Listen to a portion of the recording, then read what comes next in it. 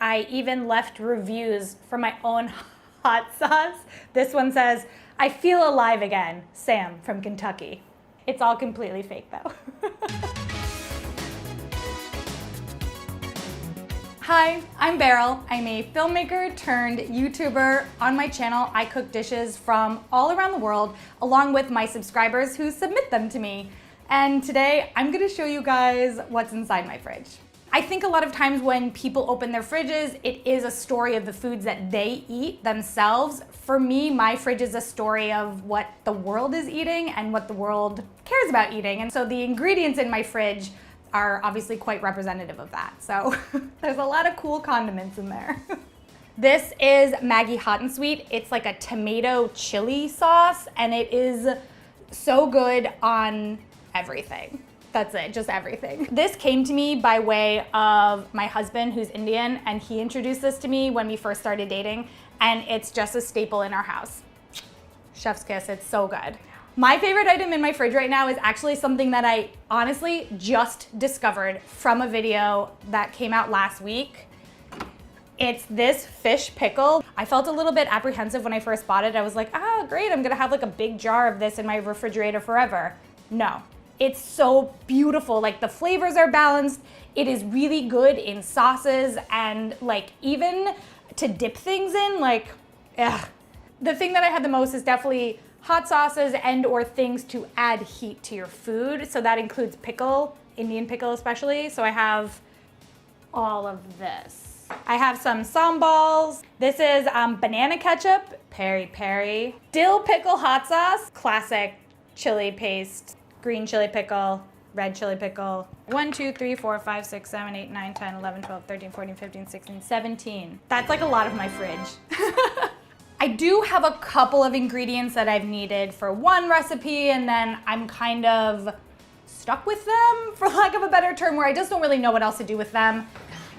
Exhibit number 1, cuttlefish ink. I don't know what to do with this. I made cuttlefish ink risotto from Croatia once, and now I have an entire jar of cuttlefish ink. One day, I will come up with something else to do with this. Until then, it lives in my fridge. Okay, so this shrimp paste is something that I bought for a mango episode that I did where in the Philippines, you dip raw green mango into this shrimp paste. It is a very strong flavor, so eating it just out of the jar was, it was an experience.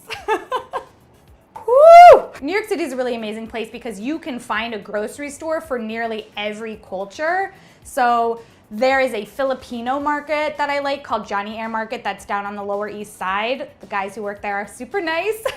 They have everything there. There's a lot of Indian grocery stores that are near my house. Up in Queens, you can find all sorts of Asian supermarkets. You can find pretty much everything you need, which makes me able to do what my show is. I have an episode coming up where the concept of it is change my mind, where I've told people foods that I don't like and I've asked them to submit recipes from their cultures that they think will change my mind about that ingredient. And so the current one is bitter gourd. Just like the name implies, it's incredibly bitter. Honestly, I don't really like this, and so I have been cooking it from different countries around the world to try to find a iteration of it that I do like. Okay, this isn't fancy, but technically it's expensive because it came all the way from Jordan. My sister goes to Jordan for work. She runs a school there. And my favorite food from Jordan are these pickled vegetables, and she brought them back for me recently. So it's pickled turnips, peppers, celery, and cucumbers. My spice drawer is insane, by the way. It's absolutely bonkers. I have real saffron in my spice drawer. This is I covet this. This is the red bean paste. This is for a Japanese toast recipe that I did. It was called ogura toast. It was good. Very good. So I have worm salt, and I actually also have grasshoppers called chapulinas, and this was from a video of food and drink pairings around the world. This tastes really good. The worm salt is really nice. Corn grits, I actually made shrimp grits from the Gullah Geechee tribe in the southern United States for an episode on dishes that I wish you knew instead of just the stereotypes of what people think about. So I eat a lot of instant noodles on my channel. I love instant noodles, and I think it's really cool how you can dress them up and make them be so many different things. And somebody sent me these instant noodles from Malaysia, and the flavor is really different than the other Maggi noodles that I've had. There's a lot of different spices on this, so it's got a really robust flavor packet in it. There's one ingredient that I traveled about an hour and a half to get because I could not find it, but I kept getting recipes that needed it again and again, and it's a plant called pandan. In essence, it's just this beautiful big leaf, and I ended up finding it in this tiny, tiny little shop next to these kind of trucking depots. I have fresh rotis from my mother-in-law in India. She sent them to us, and I try to use them sparingly because, you know, it's a very limited amount, but I love these. Another plant that I keep in my freezer are lime leaves, and these are really common in Thai cooking and Indian cooking again. And the flavor that these lime leaves give is so, so beautiful, but they're very hard to find. So when I find them, I buy a bunch and then I keep them frozen, which is okay to do. God, it smells really good. I mean, I'm sure there's a lot of stuff that's expired in here. I don't really believe in expiration dates in the same way. I just feel like it's a guideline, but like a sauce doesn't really expire unless it's full of mold. Like I'm not buying it.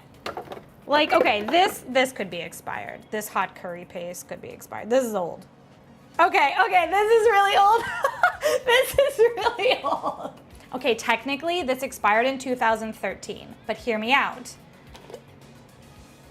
It still smells good and there's no mold. It's just a dried paste. So like, can it really expire? I mean, maybe. Oh, I do have this in my fridge. I forgot. The ever dreaded Vegemite. I have a toast series where people tell me different ways they eat toast around the world.